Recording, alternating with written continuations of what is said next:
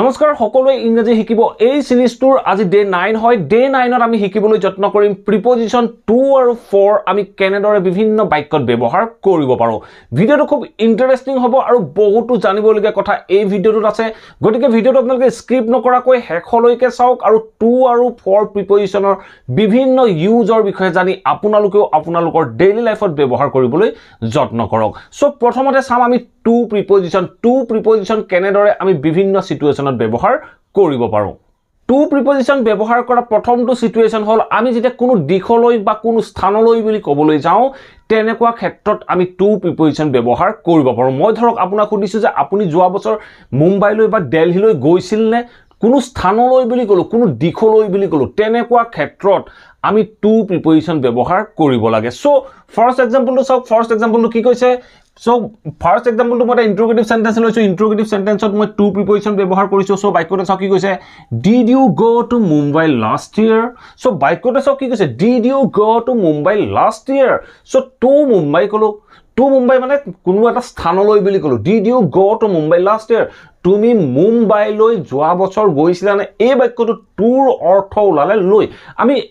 Tour যিখিনি meaning হয় মিনিংৰ ওপৰত নাযাও কেনেদৰে ইউজ হয় তাৰ বিষয়ে জানিবলৈ যত্ন কৰো সো বাক্যটো কি কৈছে did you go to Mumbai last year তুমি মুম্বাই লৈ যোৱা বছৰ গৈছিলা নে এনেকুৱা ক্ষেত্ৰত আমি কোনো স্থানলৈ বুলি কওঁতে টু প্ৰিপজিশন ব্যৱহাৰ কৰিলো নেক্সট এক্সাম্পলটো চাওক নেক্সট এক্সাম্পলটো কি কৈছে I didn't go to school yesterday so বাক্যটো চাওক কি কৈছে আই ডিডন্ট গো মই যোৱা নাছিলো কলৈ স্কুললৈ to school yesterday মই যোৱা কালি স্কুললৈ যোৱা নাছিলো কোনো স্থানলৈ বুলি কলো তেনেকুৱা ক্ষেত্ৰত আমি টু প্ৰিপজিশন ব্যৱহাৰ কৰো এনে ধৰণৰ কিছুমান এডভাৰ্ব অফ প্লেস আছে যিবোৰ এডভাৰ্ব অফ প্লেসৰ আগত কেতিয়াও টু প্ৰিপজিশন নবহে যেনে আমি ক'ব পাৰো টু দেয়াৰ আমি ক'ব নোৱাৰো আই went to there বা I go to there নহয় টু দেয়াৰ হ'ব নোৱাৰে ঠিক তেনে ধৰণে come here go there আমি go to there বা come to here বুলি নকওঁ আমি come here go there কওঁ ঠিক তেনে ধৰণে upstairs downstairs somewhere home এই যিবোৰ এডভাৰ্ব অফ প্লেস হয় এই এডভাৰ্ব অফ প্লেস বোৰ আগত আপোনালোকে টু প্ৰিপজিশন ব্যৱহাৰ নকৰিব নেক্সট আমি টু প্ৰিপজিশন ব্যৱহাৰ কৰো যেতিয়া আমি কোনো নিৰ্দিষ্ট ব্যক্তিলৈ বুলি ক'বলৈ যাওঁ কোনো এজন ব্যক্তিক নিৰ্দিষ্টকৈ দেখাই দিওঁ এই ব্যক্তিজনলৈ বুলি ক'বলৈ যাওঁ তেনেকুৱা ক্ষেত্ৰত আমি টু প্ৰিপজিশন ব্যৱহাৰ কৰিব লাগে ধৰক মই যদি কওঁ মই এখন চিঠি মেনেজাৰলৈ লিখিছিলো মই এখন চিঠি প্ৰিন্সিপাললৈ লিখিছিলো সো প্ৰিন্সিপাললৈ মেনেজাৰলৈ HR ডিপাৰ্টমেন্টলৈ সো এনে ধৰণে আমি কোনো এটা নিৰ্দিষ্ট ব্যক্তিলৈ বা কোনো এটা নিৰ্দিষ্ট ব্যক্তিলৈ বুলি ক'বলৈ যাওঁ তেনেকুৱা ক্ষেত্ৰত আমি টু প্ৰিপজিশন ব্যৱহাৰ কৰো সো দুটা এক্সাম্পল আছে এক্সাম্পল দুটা চাওক ফাৰ্স্ট এক্সাম্পলটো কি কৈছে she wrote বুলি কৈছো she wrote তাই লিখিছিল কি লিখিছিল a letter তাই এখন চিঠি লিখিছিল কলৈ লিখিছিল কালৈ লিখিছিল she wrote a letter to the manager তেও মেনেজাৰলৈ এখন দৰখাস্ত লিখিছিল এজন নিৰ্দিষ্ট ব্যক্তিক দেখাই দিলে মেনেজাৰ জনলৈ এখন চিঠি লিখিছিল বা এখন দৰখাস্ত লিখিছিল বুলি কওঁতে আমি বাক্যটো কলো she wrote a letter to the manager তেও মেনেজাৰ জনলৈ এখন দৰখাস্ত বা এখন চিঠি লিখিছিল ঠিক তেনে ধৰণে নেক্সট এক্সাম্পলটো চাওক নেক্সট এক্সাম্পলটো কি কৈছে I sent a jeans মই এটা jeans পঠাইছিলো I sent a jeans মই এটা জিন্স পঠাইছিলো কালৈ to my brother মোৰ দাদালৈ মই এটা jeans পঠাইছিলো I sent a jeans to my brother মোৰ দাদালৈ মই এটা জিন্স পঠাইছিলো ঠিক তেনে ধৰণে আমি কেতিয়াবা কিছুমান বাক্য কওঁ যে he gave me a pen he gave me a pen তেও মোক এটা পেন দিছিল সো এই বাক্যটো আমি এনে ধৰণে কলো যে he gave me a pen তেও মোক এটা পেন দিছিল মই যদি এই বাক্যটো যেটা অবজেক্ট আছে এটা ডাইৰেক্ট অবজেক্ট আছে এটা ইনডাইৰেক্ট অবজেক্ট আছে মই যদি পেনটো আগলৈ লৈ যাওঁ মই যদি কওঁ he gave a pen বুলি কওঁ a pen he gave a pen কাক দিছিল মোক দিছিল to me আমি এনে ধৰণৰ বাক্যটো ক'ব পাৰো আমি ক'ব পাৰো যে he gave a pen to me তেও মোক এটা কলম দিছিল সো আমি নিৰ্দিষ্টকে দেখাই দিলো নিৰ্দিষ্টকে দেখাই দিবলৈ যাওঁতে আমি টু প্ৰিপজিশন ব্যৱহাৰ কৰিব পাৰো নেক্সট আমি টু প্ৰিপজিশন ব্যৱহাৰ কৰো যেতিয়া আমি কোনো এটা সময়ৰ কথা কওঁ সময়ৰ মাজত ব্যৱধানৰ কথা ক'বলৈ যাওঁ আপুনি ধৰক কৈছে যে এক্সামলৈ মাত্ৰ 5 দিনহে আছে এক্সামলৈ 5 দিন আছে সময়ৰ ব্যৱধান দেখাইছো ঠিক তেনে ধৰণে ধৰক 12 বাজিবলৈ 15 মিনিট আছে তেনেকুৱা ক্ষেত্ৰত আমি যেটো সময় আছে বুলি ক'বলৈ যাওঁ তেনেকুৱা ক্ষেত্ৰটো আমি টু প্ৰিপজিশন ব্যৱহাৰ কৰিব লগা হয় সো কেনেদৰে ব্যৱহাৰ কৰিম দুটা এক্সাম্পল আছে এক্সাম্পল দুটা চাওক ফাৰ্স্ট এক্সাম্পলটো চাওক কি কৈছে It is 15 minutes. It is 15 minutes. 5 minute sorry 15 minute আছে কেইটা বাজিবলৈ টু 12 o'clock 12 বাজিবলৈ 15 মিনিট আছে সো তেনেকুৱা ক্ষেত্ৰত মই বাক্যটো কৈছো it is 15 minutes to 12 o'clock 12 বাজিবলৈ 15 minute আছে ঠিক তেনে ধৰণে নেক্সট এক্সাম্পলটো চাওক নেক্সট এক্সাম্পলটো কি কৈছে it is only 5 days it is only 5 days মাত্ৰ 5 দিন হে আছে it is only 5 days মাত্ৰ 5 দিন আছে কি হ'বলৈ 5 দিন আছে to examination so বাক্যটো চাওক কি কৈছে it is only 5 days to examination examination লৈ বা exam লৈ মাত্ৰ 5 দিন আছে তেনেকুৱা ক্ষেত্ৰত আমি to preposition ব্যৱহাৰ কৰো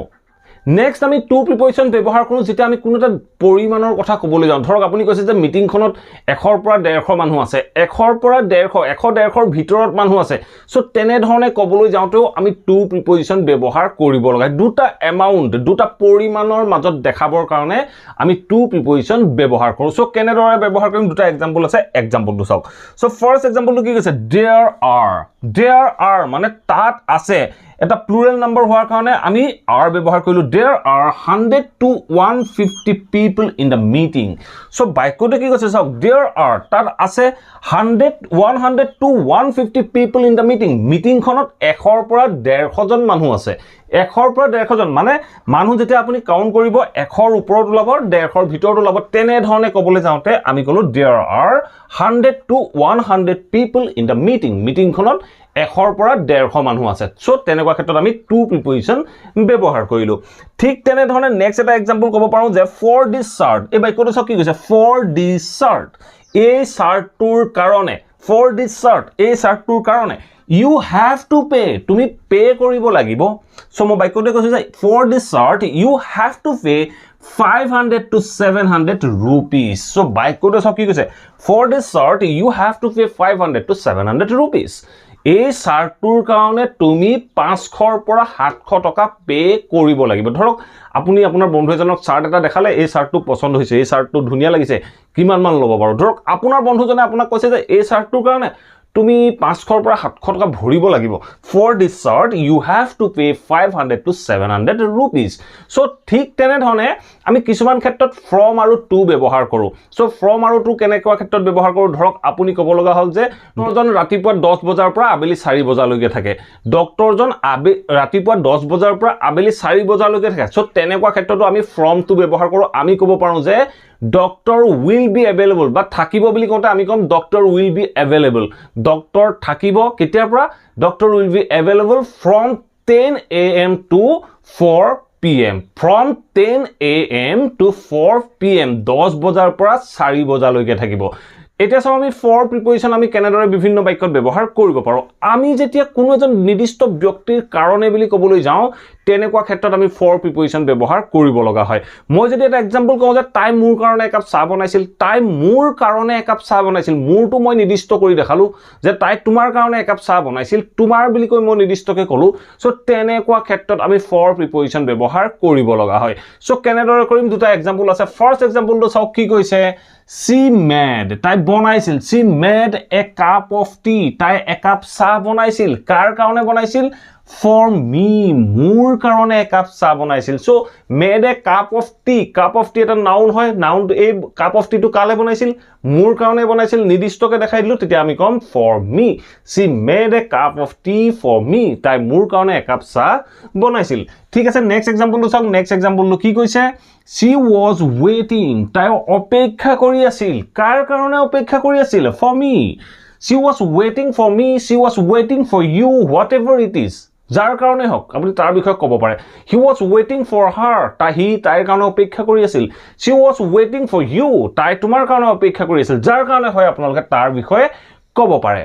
এতিয়া চাও আমি for ইউজ কৰা অন্যটো কাৰণ যেতিয়া আমি কোনোবা এটা কামৰ কাৰণে বুলি কওঁ কোনো এটা কাম আমি নিৰ্দিষ্টকে দেখাই দিও তেনেকুৱা ক্ষেত্ৰত আমি for preposition ইউজ কৰিব লগা হয় ধৰক এই পেনটো কি কাৰণে হোৱাইট বোৰ্ডত লিখিবৰ কাৰণে হোৱাইট বোৰ্ডত লিখিবৰ কাৰণে কামটো আমি দেখাই দিছো নিৰ্দিষ্ট কামটো আমি দেখাই দিছো এই পেনটোৰ কাম কি হোৱাইট বোৰ্ডত লিখিবৰ কাৰণে ধৰক আপোনাৰ আগত মই এটা মেচিন দিলো কিবা এটা মেচিন দিলো মেচিন দি পেনি আপোনাক কৈছো যে এই মেচিনটো ঘৰ সাফ কৰিবৰ কাৰণে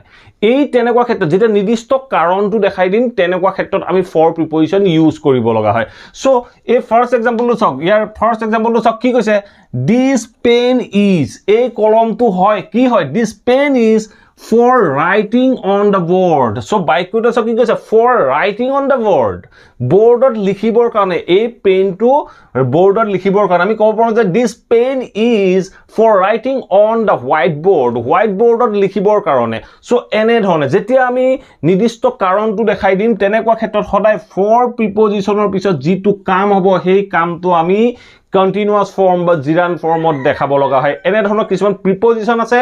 যিবোৰ prepositionৰ পাছত আমি সদায় ভাৰ্বৰ continuous form বা gerund form ইউজ কৰিব লগা হয় যদি আপোনালোকে সেই preposition খিনিৰ বিষয়ে জানে তেতিয়ালে সেই preposition কেটা মোৰ কমেন্ট বক্সত লিখক যদি নাজানে আপোনালোকে সেই ভিডিওটো লাগে বুলি yes বুলি এটা কমেন্ট কৰক কি prepositionৰ পিছত gerund form বা ভাৰ্বৰ continuous form বহিব এটা কমপ্লিট ভিডিও বনাই দিবলৈ মই যত্ন কৰিম ঠিক আছে এতিয়া নেক্সট এক্সাম্পলটো চাওক নেক্সট এক্সাম্পলটো কি কৈছে this machine is for এই মেচিনটো হয় কি কাৰণে হয় cleaning the house so বাক্যটো চাওক কি কৈছে this machine is for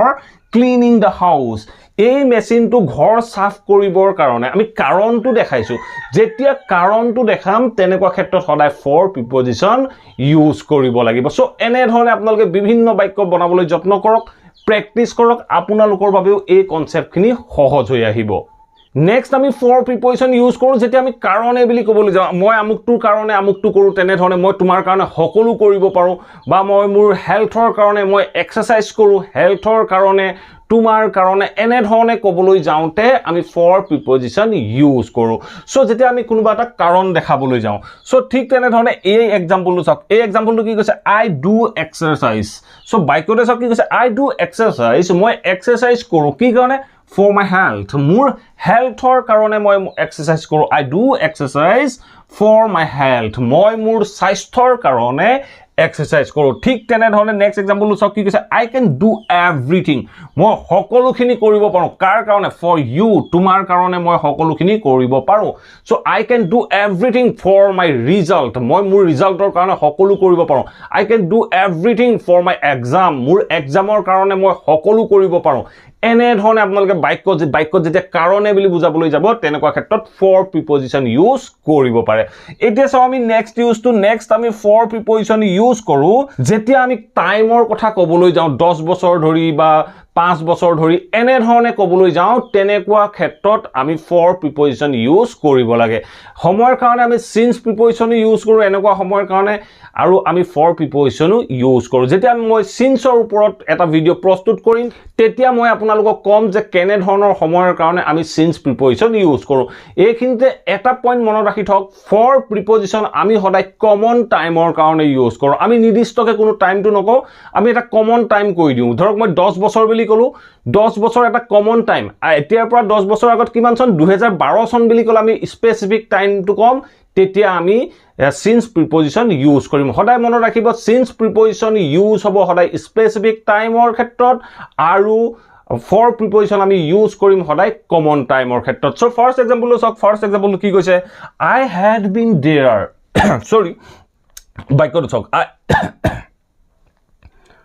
I had been there মানে মই তাত আছিলো কিমান দিন ধৰি I had been there for 10 years মই 10 বছৰ দিন ধৰি তাত আছিলো I had been there for 10 years মানে স্পেসিফিক টাইম নহয় মই এটা কমন টাইমৰ কথা কলো কমন টাইমৰ কথা ক'বলৈ যাওঁতে মই বাক্যটোত কলো I have been there for 10 years মই 10 বছৰ দিন ধৰি তাত আছিলো ঠিক তেনে ধৰণে নেক্সট এক্সাম্পলটো চাওক কি কৈছে she has been watching a match for 2 hours so বাক্যটো চাওক কি কৈছে she has been watching a match for 2 hours তাই 2 ঘণ্টা ধৰি এখন ম্যাচ চাই আছে ধৰ ক্ৰিকেট ম্যাচ চাই আছে সো আপুনি কৈছে যে she has been watching a match for 2 hours তাই 2 ঘণ্টা ধৰি ক্ৰিকেট ম্যাচ চাই আছে এতিয়া চাওক আমি অন্য এটা কাৰণতো ফৰ প্ৰিপজিশন ইউজ কৰো সেই কাৰণটো হল আমি যেতে কিছুমান ইম্পেৰেটিভ সেন্টেন্স কওঁ যিবোৰ ইম্পেৰেটিভ সেন্টেন্স লেটাৰে আৰম্ভ হয় আৰু আমি বাক্যটোৰ শেষৰ ফালে ফৰ প্ৰিপজিশন ইউজ কৰিব লগা হয় মই যদি কওঁ এখন সিনেমা চাব যাওঁ বলা এখন সিনেমা চাব যাওঁ বলা সো তেনেকুৱা ক্ষেত্ৰত আমি ফৰ প্ৰিপজিশন ইউজ কৰিম কেনেদৰে ইউজ কৰিম চাওক সো ফাৰ্স্ট এক্সাম্পল চাওক কি হৈছে let's go for a movie বাক্যটো চাওক কি কৈছে let's go for a movie এখন সিনেমা চাব যাওঁ বলা এই বাক্যটো লেটস গো গোৰ পিছত আমি ফৰ এ মুভি ব্যৱহাৰ কৰিলো ফৰ এ মুভি এখন সিনেমা চাব যাওঁ বলা এখন সিনেমাৰ বাবে যাওঁ বলা সো তেনেকুৱা ক্ষেত্ৰত আমি ফৰ প্ৰিপজিশন ইউজ কৰো নেক্সট এক্সাম্পল চাওক কি কৈছে লেটস গো ফৰ শ্বপিং বজাৰ কৰিবলৈ যাওঁ বলা সো এই শ্বপিং কলো মই ইয়াত শ্বপিং কৈছো লেটস গো ফৰ শ্বপিং মানে বজাৰ কৰিবলৈ যাওঁ বলা কাৰণ আমি কাৰণটো দেখাইছো কি কাৰণে যাম কাৰণ ৰিজনটো দেখাইছো ন কামটো দেখাইছো সো মই অলৰেডি এই কামটোৰ বিষয়ে কৈ আহিছো লেটস গো ফৰ শ্বপিং বজাৰ কৰিবলৈ যাওঁ বলা এনে ধৰণে আমি বাক্যবোৰত টু আৰু ফৰ প্ৰিপজিশন ব্যৱহাৰ কৰিব পাৰো আশা কৰো এই ভিডিওটোৰ পৰা আপোনালোকে নিশ্চয় বুজিব পাৰিলে টু আৰু ফৰ প্ৰিপজিশন আমি ইংৰাজী বাক্যবোৰত কেনেদৰে ব্যৱহাৰ কৰিব পাৰো যদি ইয়াৰ আগৰ ভিডিওবোৰ চোৱা নাই সেই ভিডিওবোৰ লিংক মই ডেসক্ৰিপচন বক্স আৰু ওপৰৰ আই বুটামত দিছো আপোনালোকে চাব পাৰে বা আপোনালোকে মোৰ চেনেলৰ প্লেলিষ্টত গৈ সকলোৱে ইংৰাজী শিকিব এই যেটো প্লেলিষ্ট হয় এই প্লেলিষ্টটো ওপেন কৰি এটা এটা কৈ সকলোখিনি ভিডিও চাব পাৰিব আৰু যদি চেনেলটো সাবস্ক্ৰাইব কৰা নাই প্লিজ সাবস্ক্ৰাইব কৰি লৈ অল নোটিফিকেশন অন কৰি ল'ব মই আপোনালোকৰ বাবে এনে ধৰণৰ ইংলিশ লাৰ্নিংৰ ভিডিও ৰেগুলাৰ আনি থাকো আৰু যদি আপোনালোকৰ কিবা টপিক কিবা কোৱেশ্চন আছে আপোনালোকে মোক কমেন্ট বক্সৰ মাধ্যমেৰে জনাব পাৰে thank you for watching this video